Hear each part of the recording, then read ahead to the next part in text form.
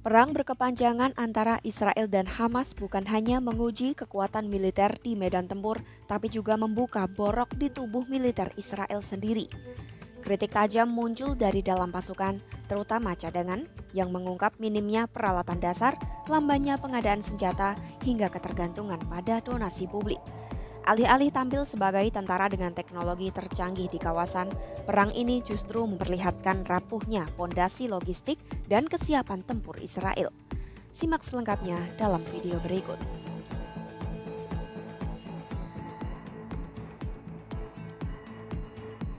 Perang berkepanjangan Israel-Hamas tak hanya menyingkap kelemahan intelijen, tetapi juga kelemahan serius dalam kesiapan militer Israel. IDF yang selama ini dikenal sebagai salah satu pasukan paling canggih di kawasan justru kembali dihantam kritik dari dalam tubuhnya sendiri. Kekhawatiran utama datang dari pasukan darat. Mereka disebut-sebut belum siap menghadapi konflik panjang, baik dari segi peralatan, logistik maupun kepercayaan diri prajurit. Bagi Mayor Jenderal Nadav Lotan, hal ini bukan hal baru. Saat masih berpangkat Letkol dan memimpin Batalion 532 dalam Perang Lebanon Kedua pada 2006, ia sudah mendengar keluhan keras dari prajurit reguler maupun cadangan. Sebagai respons setelah Perang 2006, IDF meluncurkan kampanye pengadaan berskala besar, menginvestasikan lebih dari 1 miliar shekel dalam 4 tahun. Namun 2 dekade kemudian saat perang dengan Hamas pecah, masalah yang sama kembali menghantui. Kali ini IDF kembali ketahuan lengah bukan hanya di bidang intelijen, tapi juga dalam kualitas dan ketersediaan perlengkapan untuk pasukan darat khususnya cadangan.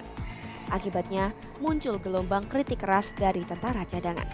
Banyak di antara mereka harus membeli sendiri perlengkapan dasar seperti helm, rompi anti peluru, peralatan penglihatan malam hingga drone. Donasi publik baik dari Israel maupun luar negeri menjadi penopang utama. Kondisi ini dianggap mempermalukan IDF karena seolah pasukan yang disebut modern ini tidak bisa memenuhi kebutuhan dasar tentaranya sendiri. Lotan yang kini menjabat Kepala Pasukan Darat IDF bersama Direktur Jenderal Kementerian Pertahanan Amir Baram mencoba membalik keadaan. Mereka berusaha memotong rantai birokrasi, mempercepat proses pengadaan, serta meningkatkan kerjasama dengan pemasok global, terutama dari Amerika Serikat. Seorang perwira senior menilai hanya berfokus pada helm atau rompi tidaklah tepat, karena yang perlu diperiksa adalah seluruh komponen dasar pasukan, mulai dari kualitas pelatihan, kesiapan depot pasukan darurat, hingga kesiapan keseluruhan pasukan cadangan. Ia juga menambahkan situasi seperti 7 Oktober 2023 tidak akan terulang kembali. Menurutnya, meskipun ada banyak kritik, kemampuan pasukan cadangan untuk melaksanakan tugas operasional sudah terlihat jelas bahkan sejak ia masih menjadi komandan divisi sebelum perang. Ia mengeklaim hal tersebut kembali terbukti selama pertempuran berlangsung.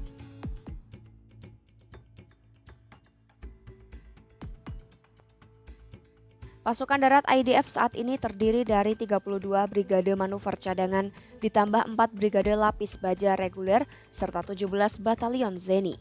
Struktur ini jelas menunjukkan prioritas lebih besar pada unit manuver dibanding unit lain. Namun tidak semua pasukan mendapat prioritas perlengkapan yang sama. Melansir Jerusalem Post, IDF membagi pasukan darat dalam 3 kelompok besar. Pertama, brigade manuver meliputi infanteri dan lapis baja, baik reguler maupun cadangan. Kelompok ini mendapat prioritas utama dalam hal personel, pelatihan, dan peralatan. Kedua, infanteri garis depan terdiri dari batalion cadangan yang ditarik dari brigade manuver lalu ditempatkan di pos-pos perbatasan. Mereka diklaim sudah berperan besar dalam perang, misalnya merebut desa Farkila dan Al-Adaisa di Lebanon Selatan. Ketiga, infanteri tepi barat terdiri dari 18 batalion yang bertugas di wilayah pendudukan dan brigade lembah Yordan. Meski diklaim kinerjanya baik, mereka ditempatkan di urutan ketiga dalam prioritas suplai. Pembagian prioritas ini menimbulkan ketidakpuasan. Seorang perwira senior mengingatkan, perbedaan antar kelompok inilah yang memicu kritik dan setiap pasukan seharusnya menerima perlengkapan dengan kualitas yang sama, bahkan setelah lebih dari 700 hari pertempuran. Namun ada satu bidang di mana pasukan cadangan justru diklaim mendorong revolusi penggunaan drone. Pada awal perang, banyak cadangan yang membeli sendiri drone komersial untuk dipakai di lapangan. Dari situ, IDF mulai menyadari potensi besar teknologi ini.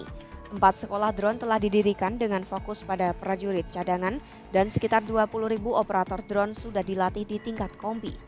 Kini setiap peleton infanteri baik reguler maupun cadangan dibekali drone pengintai untuk memberi gambaran medan tempur secara real time. Bahkan, IDF mengembangkan drone bunuh diri atau LEV dengan waktu terbang 40 menit dan muatan 2 kg bahan peledak. Drone ini diklaim sebagai senjata yang paling banyak membunuh musuh saat ini di jalur Gaza. Tidak hanya itu, IDF juga mulai membeli drone berat untuk misi pengangkutan logistik, penyerangan, hingga penjinakan bahan peledak. Langkah ini membuat pasukan manuver lebih mandiri dalam melakukan operasi.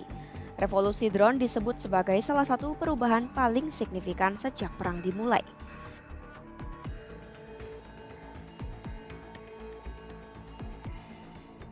Meski ada banyak terobosan, kenyataan di lapangan tetap menunjukkan kesenjangan besar.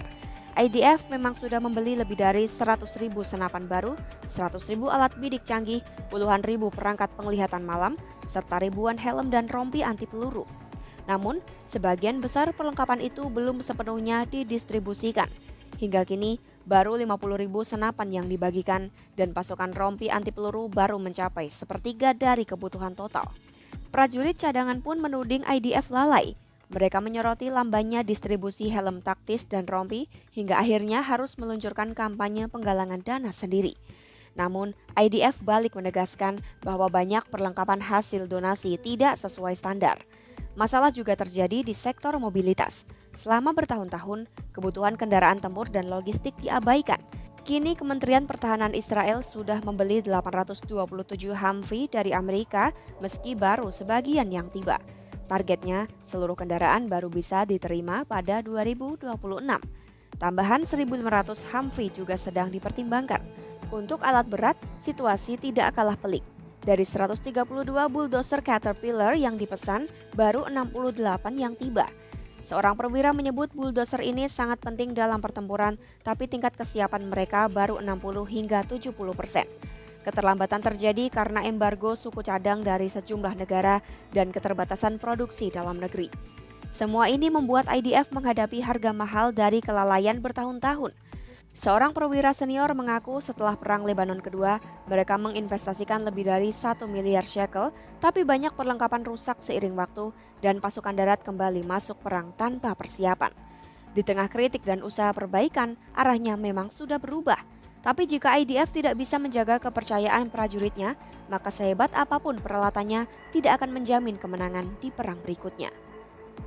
Perang Israel-Hamas telah mengungkap rapuhnya pondasi IDF dari minimnya perlengkapan dasar, ketergantungan pada donasi prajurit, hingga perlengkapan sumbangan yang tidak memenuhi syarat. Meski drone, senapan baru dan Humvee mulai berdatangan, masalah logistik, lambannya pengadaan dan hilangnya kepercayaan prajurit tetap menjadi ancaman nyata. Tanpa pembangunan sistem yang solid, teknologi tercanggih sekalipun tidak akan menyelamatkan IDF dalam perang berikutnya.